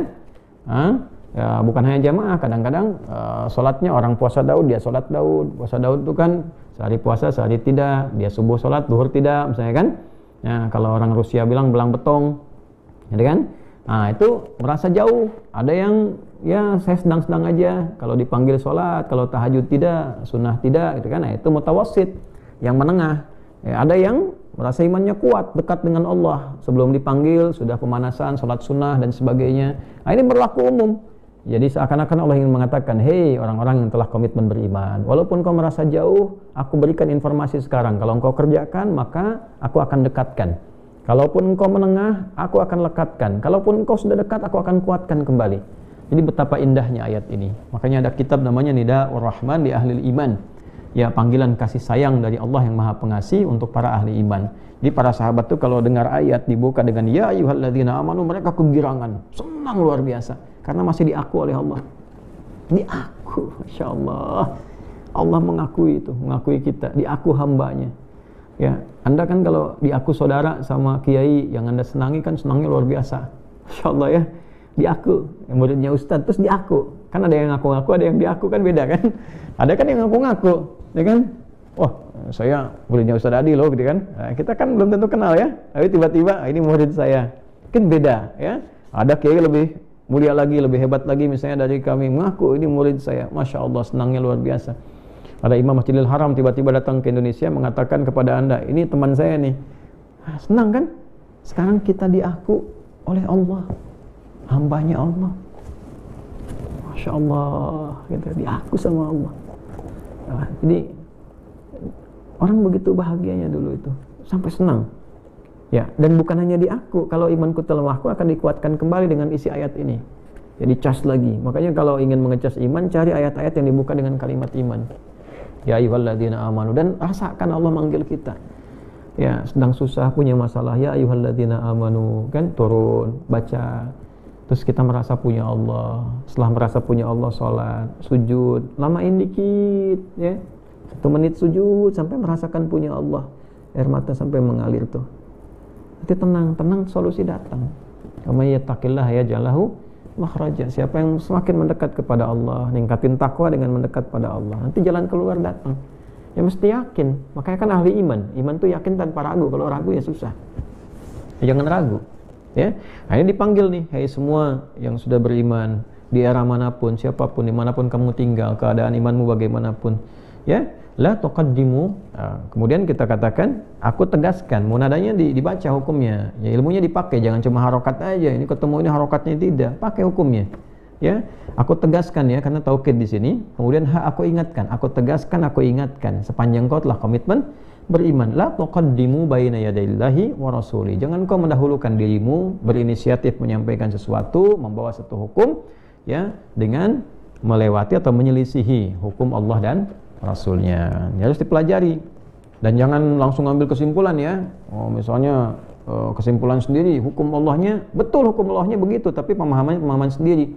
Ya, nah kan nanti ada 3 turunan. Wa may lam yahkum bima anzalallahu faulaika humul, ada yang zalimun, ada yang kafirun, ada yang fasikun. Itu ada sebabnya sendiri. Jangan menyimpulkan siapa yang tidak berhukum dengan hukum Allah dia termasuk kafir. Jadi tiba-tiba keluar hukum kafir. Apa yang dimaksud di situ? Ayatnya turun pada siapa?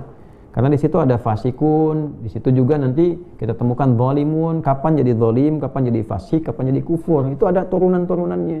Dan dalam konteks apa ayat itu bicara? Ya, nah ini kalau ngajinya nggak tuntas bisa repot ya. Oleh karena itu kembali ini saya tekankan karena zaman ini zaman sudah fitnahnya meluas. Ada hadis tentang perubahan-perubahan zaman itu kalau kita baca ya, salah satu di hadis Muslim misalnya kita temukan ya yushiku alla taqum as-sa'atu, ya dalam perjalanan masa itu akan temukan menjelang ke akhir sampai nanti kiamat terjadi itu kita akan temukan beberapa fenomena hatta yuqbadul ilmu, ya sampai nanti ilmu itu mulai tercabut. Artinya pakar-pakarnya mulai menipis, mulai meninggal satu-satu, sehingga yang ahli di bidangnya kemudian mulai berkurang. Nanti ada tafsir hadis bil hadis. Di hadis lain, di hadis Muslim dikatakan, innallaha la yaqbidul ilma intiza'an yantazi'uhu minal ibad, walakin yantazi'uhu biqabdil ulama. Allah itu kalau mau nyabut ilmu, tidak ilmunya dicabut langsung, tapi mewafatkan pakar-pakarnya. Hatta idza lam yabqa alimun. Riwayat lain, hatta idza lam yubqi alima. Sampai kalau sudah tidak ada pakar lagi, habis nih. Satu daerah habis. Satu daerah nih udah kosong nih. Nah, makanya dicek tuh. Ya. Yang di Banten tuh ya. Coba ulamanya dijaga tuh. Yang ulama-ulama yang betul-betul ya ahlul kitab, ahlullah wa rasuluh, yang tawaduknya ya. Ya, ayo coba dijaga yang ahli-ahli zikirnya. Jangan sampai hilang. Kalau hilang goncang nanti. Ya. Terus mana lagi Jakarta tuh jaga ulama-ulamanya tuh ya, jangan sampai sendirian ya. Kemudian Jawa Barat jaga ulama-ulamanya ya, nggak usah aneh-aneh, cari ulama-ulama yang betulan ya, jangan yang ulama-ulamaan tuh, yang ulama-ulamaan tuh bertakwalah pada Allah ya. Jangan kebanyakan nyari proyek tuh ya, ya ngaji, jagain pesantren. Nah ulama kebanyakan nyari proyek, kebanyakan bisnis, kebanyakan fatwanya nanti nggak utuh ya, ditanya sisi Allah nanti, khasyahnya menurun tuh. Ilmunya pun nurun, al-ilmu nurun, ilmunya nurun. Ya, Jawa Tengah, dengan Jawa Timur, Jawa, terus ya sebelumnya Aceh, terus ya, terus ke Kepri sampai sana, ke Riau, ke Sumatera, terus sampai ke Papua, Sabang sampai Merauke, ya. Dijaga. ya jaga, kita hadirkan, ya kita perbaiki, mudah-mudahan Allah ridha dengan kita, saling mendoakan. Nanti kalau sudah satu-satu nggak ada, harus nyiapkan dari sekarang siapa yang gantikan tuh. Ya, siapa yang gantikan? Sama, kita belajar dari situ juga. Kita belajar, nggak tahu sampai mana kan? Nah, kita nyiapkan. Nah, ini kan kita wakaf-wakafkan. Ya, ini kantornya udah wakaf tuh, dengan tanah-tanahnya sudah wakaf. Ini alat-alat ini juga wakaf tuh. Ya, nanti kita kirim lagi siswa keluar. Nah, jangan cari uang juga. Kirim orang kok cari uang. Ya.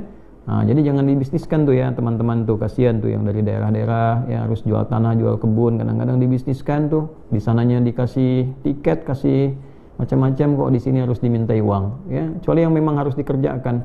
Saya bikin paspor sendiri, ada yang terjemah ya sendiri, wajar lah ya. Tapi kalau orang dari desa harus jual kebun, jual ini, terus disuruh bayar ini itu, yang seharusnya nggak bayar kan kasihan juga gitu ya. Nah, kita mengalami lah ya. Nah, kirimkan keluar, jadi supaya nanti ini selesai, mereka pulang, mereka teruskan pesantren. Alhamdulillah kita wakafkan supaya nggak rebutan ya, nggak ada keluarga rebutan pesantren, keluarga kiai rebutan pesantren itu nggak perlu. Ya mohon maaf ya, untuk menjaga ilmu nih, menjaga ilmu. Nanti kalau sudah nggak ada, masalahnya apa? Hatta idza lam yabqa alimun aw yubqi alima, kalau sudah nggak ada pakar lagi, ittakhadhan nasu ru'usan juhala, muncul yang nggak jelas, yang juhala itu, yang nggak jelas, yang nggak tahu akar ilmunya dari mana, tiba-tiba muncul jadi ustadz, jadi kiai, ya, jadi gus, ya, jadi habib, jadi macam-macam, tapi dasar ilmunya nggak ada. Ini kan jadi berbahaya gitu ya. Nah, kenapa? Bisa jadi salah paham atau pahamnya salah. Ya, Al-Qur'annya benar, tapi cara memahaminya salah, atau ngutip dalilnya keliru. Ya, yang repot adalah fasu'ilu fa'aftau. Nah, ternyata ada fansnya, ada subscribernya, ada pengikutnya, ada muhibbinnya. Ya, dan itu berkonsultasi, ditanya, lalu memberikan fatwa. Fadallu wa adallu. Fatwanya salah dan cenderung menyesatkan. Jadi semuanya keliru. Nanti kalau sudah doktrin, apalagi doktrin yang diberikan. Ya, misalnya dikasih doktrin X nih ya, X-nya salah nih. Karena jamaahnya sudah merasa ini yang benar saja, yang lain salah, nah ini keliru nih. Jadi kalau ada pengajian yang sudah memberikan satu kesan bahwa ini saja yang benar, yang lain salah, itu berbahaya. Sebab ketika gurunya menyampaikan sesuatu yang salah, itu tidak akan bisa dikoreksi. Sulit menerima dari yang lain. Ya, nah, salah saja. Misalnya gerakan sholat nih, keliru nih menyampaikan. Ya, atau wudu keliru menyampaikan. Ya, nah, harusnya wudu misalnya sekian, nah ini sekian. Harusnya misalnya lengkap, rukunnya, nah ini berkurang karena salah pemahaman. Nanti menerima dari yang lain nggak bisa, susah. Ya, atau bab-bab yang lainnya dan seterusnya. Nah ini oleh karena itu kembali kepada tadi satu ya, nanti berjalan dengan pergantiannya terjadi beberapa hal supaya kembali ke ayat tadi. Satu, ulama mulai berkurang hatta yuqbadal ilmu. Kemudian ya, tantashirul fitnah mulai menyebar sehingga sulit dibedakan mana yang benar, mana yang salah, ya kan? Kemudian yakthurul kadzibu, manipulasi mulai banyak di segala aspek kehidupan, banyak manipulasi. Ya, di bidang hukum, bidang sosial, bidang politik, bidang kemasyarakatan, banyak manipulasi, itulah menyebar. Dan di antara cirinya ya yataqarabu az-zaman tataqarabul aswaq. Jadi waktunya semakin cepat terasa. Di hadis lain tuh setahun kayak sebulan, sebulan kayak sepekan, sepekan kayak sehari, sehari kayak sekilatan. Kayaknya baru kemarin, sekarang kok sudah ketemu lagi gitu ya. Dan yang paling menarik adalah terjadi percepatan disrupsi, percepatan digital, terjadi percepatan digital, eranya berubah. Apa yang sekarang disebut dengan disrupsi. Tandanya apa? Pasar mudah diakses. Jadi Nabi ngasih tanda. Nabi nggak menyebutkan ada perkembangan digital nanti seperti ini, muncul Google, muncul Instagram, tidak. Nabi mengatakan salah satu tandanya pasar mudah diakses. Ya, dulu kan manual tuh, berangkat pakai angkot, pakai ojek, ya, opang ojek pangkalan, ya kan? Nah sekarang tinggal klik barangnya datang. Teknologi berkembang kan? Nah semakin teknologi berkembang itu fitnahnya semakin banyak, gitu. Nah ini kan ada teknologi AI sekarang. Ya orang nggak bicara apa-apa, tiba-tiba videonya muncul, ya kan? Ya, tiba-tiba dari video itu timbul polemik, ya, ada manipulasi, ada fitnah, ada macam-macam. Mungkin Anda akan temukan juga akun yang sebetulnya saya nggak punya, tiba-tiba akunnya atas nama Adi Hidayat misalnya. Ada akun yang saya lihat Ustadz Adi Hidayat tuh, ya di Instagram, itu kan bukan punya kita. Yang kita tuh yang centang biru itu, yang Adi Hidayat official itu ya. Ustadz Adi Hidayat saya lihat tuh followernya banyak juga, tapi jualan isinya, jualan produk, jualan ini yang kita nggak pernah lakukan. Ya, ada lagi misalnya di channel-channel yang lain sebagainya, atau pernah ada yang jualan garam, ya, ruqyah, padahal kita nggak pernah ceramah tentang garam. Nah itu di sisi keagamaan. Anda bayangkan sisi kehidupan, di sosial bagaimana, di politik bagaimana. Kemarin ada kejadian-kejadian di Agustus itu ya, akhir-akhir sampai ke awal September, itu kan juga fitnah yang berkembang dan sebagainya dengan tujuan yang masing-masing. Ya, kalau Anda di jurusan linguistik, nanti sosiolinguistik tuh belajar ya. Saya ngajar di materi itu tuh. Nanti ada AWK namanya, analisis wacana kritis atau CDA. Ya, critical discourse analysis. Jadi kita bisa lihat di balik sesuatu yang muncul itu apa tuh, yang tersembunyinya. Nah, itu demikian teman-teman sekalian. Jadi kalau kembali ke sini dalam pengamalan tadi, jadi hukum itu jangan dilihat berdasarkan perspektif kejadiannya, tapi lihat keumuman maknanya. Jadi ya, ada kondisi-kondisi yang la tuqaddimu baina yadayillahi wa rasuli. Jangan sampai kemudian menyalahi ketentuan-ketentuan Allah dan Rasulnya. Nanti dalam konteks ini, teman-teman sekalian, kita teruskan dulu wattaqullah, dan bertakwalah kepada Allah. Nah, artinya apa? Artinya mengikuti petunjuk Al-Quran, petunjuk hadis, dan menerapkan dalam kehidupan kita sesuai dengan keterangan yang dibawa oleh ulama. Mengacu pada hadis Nabi, kan? Wa innal ulama'a warathatul anbiya'i. Para ulama itu adalah pewarisnya Nabi. Tapi hadisnya belum sampai selesai. Wa innal anbiya'a, sedangkan para nabi itu lam yurithu dirhaman wala dinara. Mereka tidak mewariskan dirham dan dinar, tidak mewariskan materi, nggak mewariskan uang, tidak rupiah, tidak dolar. Nah, jadi ulama pewaris nabi itu bukan ulama pencari rupiah, pencari dolar, yang ceramahnya diukur berdasarkan tarifnya, berdasarkan amplopnya. Kalau tebal sahih, gitu kan. Nah, kalau tipis dhaif, kalau tipis tapi banyak sahih li ghairihi, ya tidak begitu.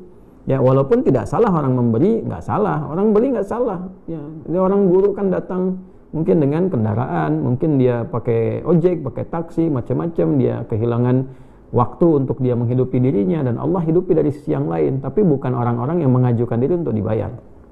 Ya. Nah, ini gambaran ya dalam konteks kehidupan kita yang bisa kita alami. Jadi bagian mempraktekkan ini bagian dari ketakwaan kepada Allah. Menyalahi ketentuan ini artinya mengurangi takwa. Jadi orang-orang yang senantiasa mendahulukan persepsi dirinya, ya kan? Atau kemudian dia tidak mengacu pada ketentuan yang telah Allah dan Rasulnya itu sampaikan, termasuk juga memahami sesuatu dengan dasar yang benar. Ya, tadi hadis yang tadi saya sampaikan kan panjang tuh. Jadi ulama itu belajar dulu. Karena itu kan hadisnya kalau kita bahas di Ibnu Majah, termasuk di Abu Daud, kita akan dapati itu urutan dari mulai belajarnya sampai jadi ulama. Ya, man salaka tariqan yaltamisu fihi ilma sahalallahu lahu tariqan ilal jannah wa innal malaikata la tadhu ajnihataha ridan li talibil ilmi wa inna talibal ilmi yastaghfiru lahu man fis samawati wa man fil ardi hatta al hitan allati fil bihar, baru wa innal ulama'a. Jadi menjadi ulama itu ada urutan-urutan, perjuangan belajar, ya, kadang melewati jalan-jalan yang berliku, kadang tidak mudah, tapi dia punya keyakinan, mohon ampunan sama Allah, sampai dilindungi malaikat, didoakan oleh makhluk-makhluk Allah. Jadi kemudian ulama, untuk didoakan itu kan mesti ada tarikatnya.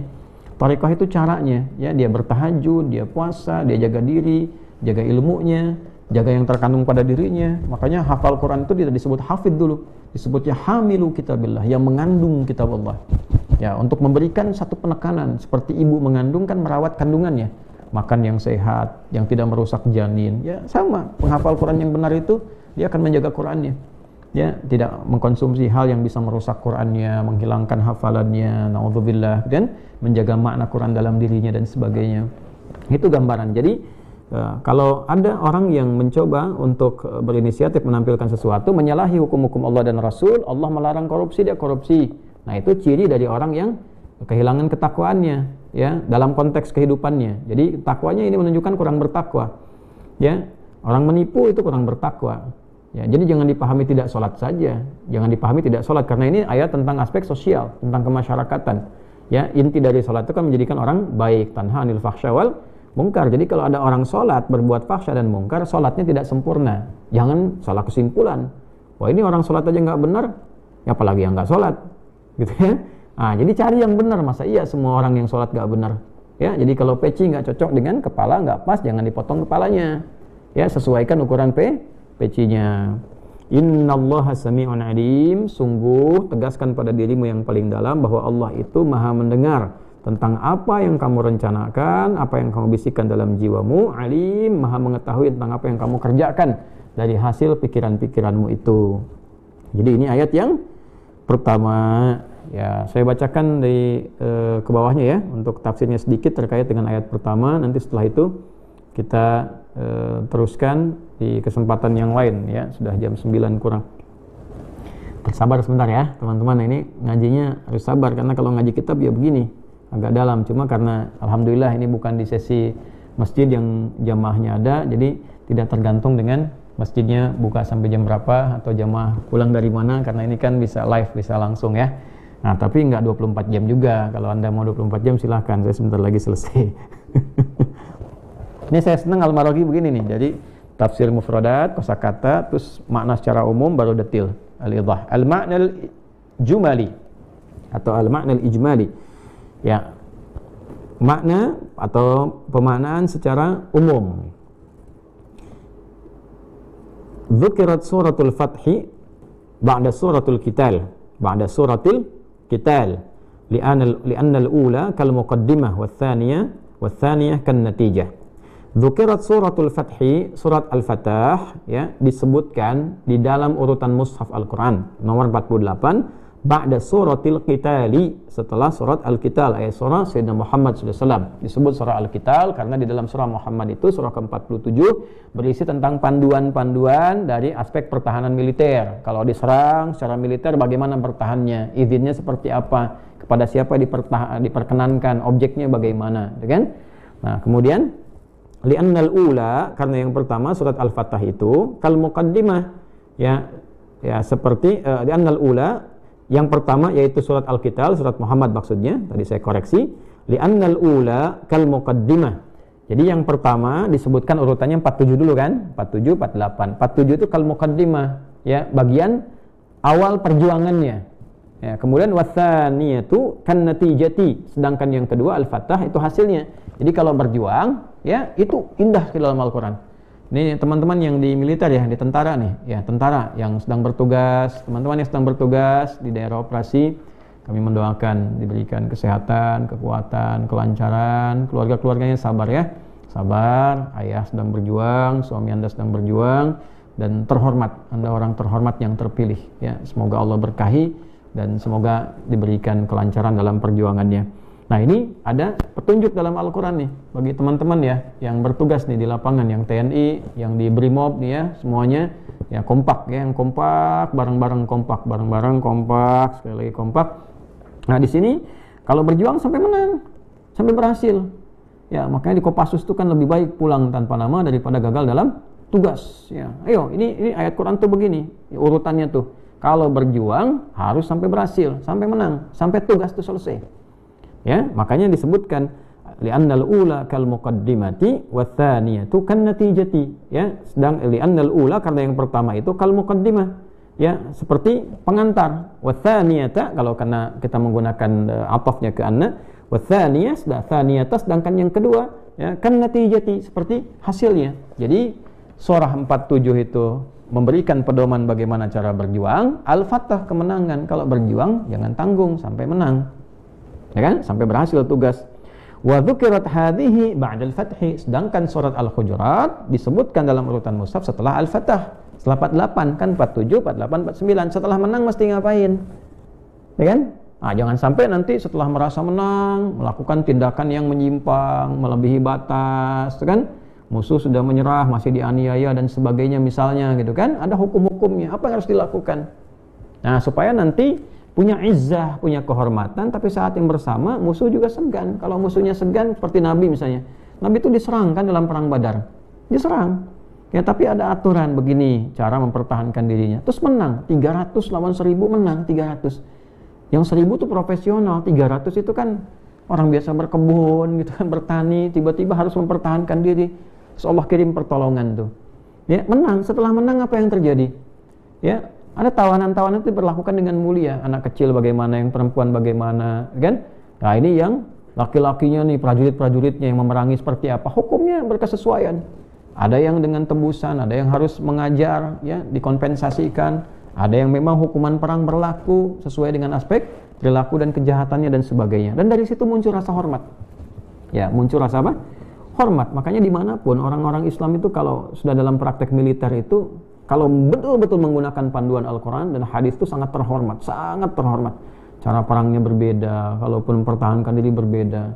Makanya yang radikal-radikal yang ngebom sembarangan udah pasti itu bukan berkesesuaian dengan Al-Quran dan Sunnah. Itu nggak ada itu kaidah Islam seperti itu. Ya, Ya, kalau benar-benar tuh bisa kelihatan sekali adabnya, keindahannya, masya Allah, pancaran aura wajah-wajahnya itu, kan? Nggak sembarangan eksekusi, nggak kayak di Gaza sekarang ini, ya, yang dari penjajah itu, maksud saya, dari penjajah tuh nembak sembarangan, ngebom sembarangan anak-anak kecil, nggak ada begitu. Islam nggak ada begitu tuh. Akan dilihat tuh, dipilih mana yang betul-betul menjadi lawan, ya, mana yang masyarakat sipil dan sebagainya, dan itu akan kelihatan. Ya, balik sini ya teman-teman sekalian supaya nggak terlalu jauh. Li'annal ummata idza jahadat thumma fatahallahu 'alaiha wan nabiy sallallahu alaihi wasallam bainaha wastatabbal amru wajaba an tudha'al qawa'idul lati takun bainan nabiy sallallahu alaihi wasallam wa ashabihi wa kaifa yu'amilunahu. Wah, ini indah sekali. Nah, sekarang apa hikmahnya disebutkan surat Al-Hujurat ini? Nah, hikmahnya nih disebutkan dulu paragraf yang panjang. Karena satu umat itu kalau sudah berjuang, kemudian oleh Allah dikasih kemenangan, tsumma fatahallahu 'alaiha, kemudian dikasih kemenangan oleh Allah. Wan nabiyyu sallallahu alaihi wasallam bainaha, sedangkan nabi berada di lingkungan umat itu, di lingkaran umat itu. Ini berjuang, menang, oleh Allah dikasih menang. Ini kalimat oleh Allah dikasih menang. Inna fatahna laka fatham mubina. Ini adab nih. Jadi kalau seorang muslim itu kalau tugasnya berhasil, jangan merasa karena kehebatannya. Kembalikan alhamdulillah. Kan berangkatnya pakai doa. Masa ketika menang lupa dengan siapa berdoa? Ya Allah berikan kekuatan. Dikasih sama Allah menang, setelah itu tampil nih karena kehebatan saya nih, akurasi. Enggak. Adab seorang muslim itu enggak begitu. Begitu dia mendapatkan keberhasilan dalam tugas, dia bersyukur alhamdulillah. Sujud dia. Ya, kharru sujada. Dia bersujud. Terima kasih ya Allah, diberikan kekuatan, berikan keselamatan, berikan kesabaran, ketabahan pada keluarga. Nah, ini ada adabnya nih. Ya, makanya teman-teman di TNI ya, Brimob kalau mau bertugas apa tuh undang tuh ulama-ulama ya, kiai-kiai yang betul, memberikan penguatan dulu terus pada keluarga supaya keluarga tuh ada kebanggaan, terhormat. Ya, dan teman-teman juga semangat. Ya. Semoga Allah berikan kedamaian pada kita semua ya, kebaikan. Nah, kemudian wastatabbal amru wajaba an tudha'al qawaid. Kemudian telah tetap nih hukum sudah berlaku, menang, Nabi ada di situ. Sudah menang, Allah kasih menang, Nabinya ada di situ, menguasai wilayah. Yang hukum di tangannya. Nah, mesti ada aturan, wajib an tudha'al qawaidul lati takunu bainan nabi sallallahu alaihi wasallam wa ashabi, maka mesti ada pedoman. Ada kaidah, ada ketentuan ya yang mengatur putusan-putusan di lingkungan yang telah dikuasai itu ya, yang Nabi SAW berkehidupan dengan sahabatnya di situ. Jadi kalau nggak dikirimkan ke Nabi aturan, nggak bisa sembarangan nanti.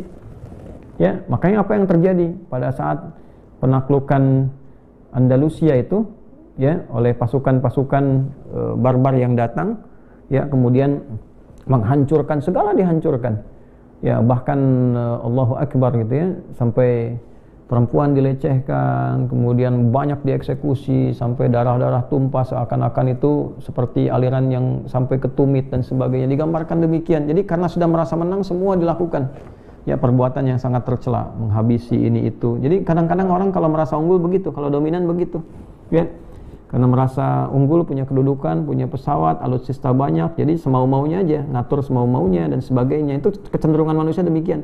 Makanya kalau nggak diberikan aturan yang jelas, nah bisa muncul tatanan sosial yang tidak tertib, aturan-aturan yang tidak terlaksana dengan baik. Maka apa yang terjadi? Wa kaifa yu'amilunahu, dan bagaimana kemudian para sahabat bersama Nabi ini memberikan putusan-putusan, mengatur keadaan ini. Ya, wa kaifa yu'amilu ba'dhum ba'dha, dan bagaimana pula di antara mereka sendiri secara internal bisa berperilaku, bisa bersikap. Ini kan nggak mudah. Kadang si A pengen A, si X pengen X. Ya, teman-teman berhasil dalam tugas nih, masih di lapangan menguasai keadaan. Ya, pasti pendapat akan banyak. Satu mengatakan, udah ini eksekusi. Satu mengatakan ini begini. Ya, kalau nggak ada aturan, nanti repot. Semua berpendapat. Ya.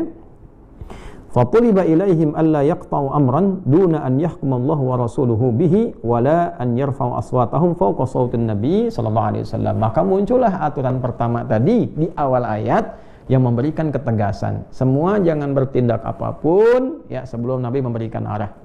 Sebelum Allah memberikan pedoman melalui Nabi sallallahu alaihi wasallam. Jadi ayat pertama ini justru turun untuk mengatur kita bagaimana berhubungan secara sosial, bermasyarakat dengan lebih beradab, kan? Nah, dan adab tertinggi itu ketika adab itu diikutkan pada ketentuan Allah. Makanya Nabi mengatakan adabani Rabbi fa ahsana ta'dibi. Allah langsung yang menanamkan pada saya adab. Makanya ketika adab ketuhanan dipraktekkan, maka semua keindahan akan terasa.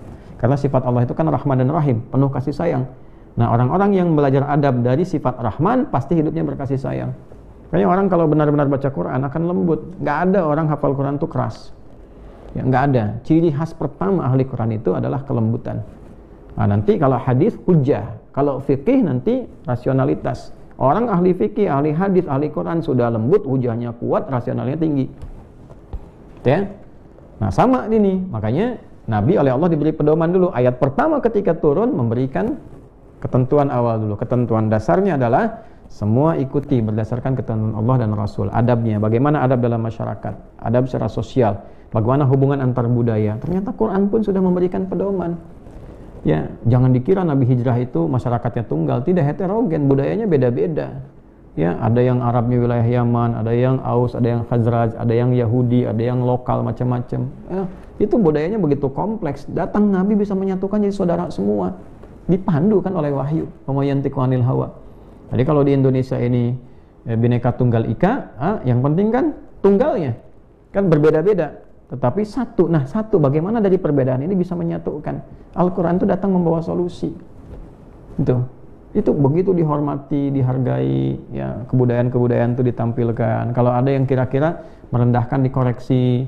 Makanya dulu kan ketika Islam pertama kali dibawa oleh para ulama-ulama, berasimilasi tanpa peperangan, ya, keindahan menyatu dengan masyarakat. Coba lihat yang dulu-dulu dari pakaian, yang tadinya terbuka, aurat perempuan terbuka, siapa saja bisa mengakses dan sebagainya. Datang Islam, kehormatannya dinaikin lagi, pakaian ditutup, sistem perbudakan, ya, mulai dihilangkan, kesetaraan disatukan. Masya Allah, budayanya tetap, saling menghormatinya, tetap budayanya ada. Coba lihat, di Sunda punya budayanya, di Jawa punya budayanya, Jawa antara tengah dengan timur punya budayanya sendiri. Masya Allah, datang Islam mengisi budaya itu. Diisi dengan keindahan-keindahan. Dulu wayang ceritanya nggak karuan, datang cerita dengan cerita-cerita yang indah, tampilkan lagi, itu kan? Nah, dulu orang kalau akhir-akhir ada yang meninggal, diisi dengan mabuk-mabukan, main judi macam-macam, datang ulama, ya, mereka kumpul-kumpul, isi dengan kalimat la ilaha illallah, isi dengan zikir dan sebagainya, saling kemudian menyenangkan satu dengan yang lainnya. Masya Allah, datang mengisi itu semua. Ya, bagi yang sudah paham ya selesai, silahkan. Yang sudah paham, sudah mengerti dengan ini kan produk ijtihad, ya, supaya manusia nggak lari. Nah, begitu kemudian selesai, sudah teruskan jadi budaya yang berkembang, jadi nilai kebaikan di dalamnya, ya kan? Nah, kalau yang sudah paham, sudah selesai, ya sudah selesai dari awal, disiapkan, kemudian ditalkinkan, selesai, kemudian juga didoakan sampai selesai, dikuburkan. Ya, diziarahi, didoakan, ada tuntunan lagi. Wah, ada macam-macam, indah sekali, ayatnya banyak, hadisnya banyak. Dari mulai hukum-hukum di kuburan, bagaimana, apakah boleh baca ayat atau tidak, apakah boleh kemudian apa yang dikerjakan, ada semuanya. Dari ayat yang singkat sampai ayat yang panjang, sampai macam-macam dan sebagainya. Ya, itu hukumnya sangat kompleks. Jadi menyimpulkan satu hukum tuh nggak bisa kita, ini nggak ada, nggak pernah dikerjakan Nabi, langsung beda, nggak juga. Ada kaidah juga dilihat dulu. Ya, apa nih urutan dari yang 5 ini? 5 aja belum tentu kan kalau nggak belajar kita paham itu. Ya, ada yang dalil dengan contoh, ada yang dalil contohnya samar, ada yang dalil contohnya tidak ketemu, ya, ada yang dalilnya tidak langsung tapi dari kaidah. Tuh 5 aspek, teman-teman tuh sekalian. Itu nanti dipelajari, ada ilmunya tersendiri.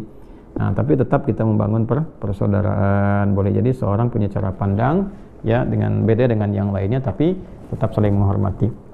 Al-idah, setelah makna umum tadi, maka detailnya, penjelasan detail. Adaballahul mu'minina, Allah subhanahu wa ta'ala mengajarkan adab kepada seluruh insan beriman.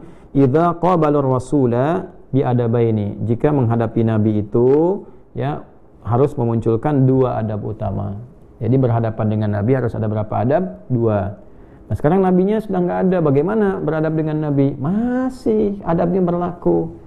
Ya, karena Nabi itu jasadnya tidak ada, tapi konektivitas kita masih berlangsung terus dengan Nabi. Sholawat, ya, dalam sholat kita bersolawat, di luar sholat kita bersolawat pada Nabi. Dan ketika bersolawat, solawatnya sampai ke Nabi. Ada malaikat yang ditugaskan untuk menyampaikan solawat kita pada Nabi. Sampai Nabi pun pernah mengatakan dengan tegas kan, man shalla alayya salatan wahidatan sallallahu alaihi wasallam, atau kama qala sallallahu alaihi wasallam, siapa yang bersalawat kepadaku, ya, maka Allah melipat gandakan salawat itu menjadi 10, dan sampai kepada Nabi salawat itu disampaikan, ya, disampaikan kepada Nabi sallallahu alaihi wasallam. Nah, ada nggak adabnya dalam salawat? Ada. Ini adabnya, nanti kita akan bacakan, ya, dan hati-hati, salah adab itu bisa menggugurkan amal. Nanti kita akan lihat, antah batu amalukum wa antum la tash'urun, ya, hati-hati, salah adab pada Nabi itu amal bisa hangus tanpa disadari. Makanya salawat nggak sembarangan, nggak bisa begitu, ada adabnya, ya, ada adabnya. Nanti dari kata-kata, nadanya bagaimana, ya, volumenya seperti apa, ya. Nah, jangan sampai salawat tapi diekspresikan dengan cara yang keliru. Nanti kita lihat, ya, dari dua adab ini, ahadihima fi'lun, yang pertama berupa perbuatan, ya, artinya dengan jawarih, dengan anggota tubuh kita. Wa tsanihima qaulun, yang kedua dengan perkataan. Jadi beradab kepada Nabi itu ada dua jenis nanti. Ada yang dengan perkataan, dengan lisan kita, ada yang kedua dengan anggota tubuh kita. Nah, yang pertama ini masuk yang mana ayat yang pertama ini? Ya, antara fi'lun dengan qaulun. Mana bagian yang pertama itu? Nanti insyaallah kita bahas di pertemuan berikutnya. Ini baru detil. Nah, ini baru muqaddimah, teman-teman. Mengaji begitu nih, baru makna ijmali, idahnya belum. Nah, ya, nah, kita kan puluhan tahun ngaji ya, hasilnya begini. Jadi ada ilmu ini, ya. Kalau belajar ada sentuhan-sentuhan yang lain. Jadi paling enak ngaji kitab tuh paling enak. Ya, insyaallah ya. Mudah-mudahan Allah berkahi, Allah hilangkan segala sifat-sifat buruk. Allahumma ati anfusana taqwaha wa zakki anta khairu man zakkaha anta waliyuha wa maulaha. Semoga Allah membersihkan hati kita, menghilangkan sifat-sifat kotor, menjaga diri kita, menyatukan kita sebagai saudara yang baik, menjaga bangsa ini, Indonesia, dalam ketentraman, kebaikan, kebahagiaan, persaudaraan yang baik, menjauhkan dari perpecahan. Dan semoga para ulama kita dijaga, diikhlaskan, diberikan hidayah oleh Allah Subhanahu wa taala. Allahumma rabbana atina fid dunya hasanah fil akhirati hasanah wa qina adzabannar. Rabbighfirli wa liwalidayya warhamhuma kama rabbayani shaghira waj'alna hamalatal Qur'anil Karim. Wa sallallahu ala sayyidina Muhammad wa ala alihi wa sahbihi ajma'in wa akhiru da'wana alhamdulillahi rabbil alamin. Assalamualaikum warahmatullahi wabarakatuh.